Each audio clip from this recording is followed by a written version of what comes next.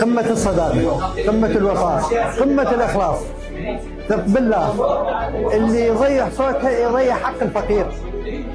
الفقير يضيع حقه لأن هي سند لكل فقير.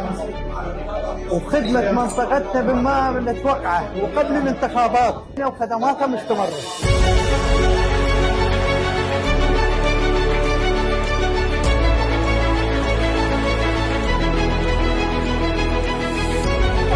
في منطقة شبه قصور الحجية حقيقة لها خدمات كاملة منذ 4 سنوات من الدورة اللي قبلها، وجت كملت المشوار في هذه المرحلة الجديدة، وإن شاء الله احنا على العهد معها لأن هي قدمت للمناطق الفقيرة. لأن أتى مصداقية وتركت كل مدينة وكل قضاء وكل ناحية بصمة صدق ووفاء، وخير من يمثل الحكم والحكيم هاي والحقيقة احنا هسه اذا نعطيها اصواتنا هم قليلة واحنا باقيين على العهد.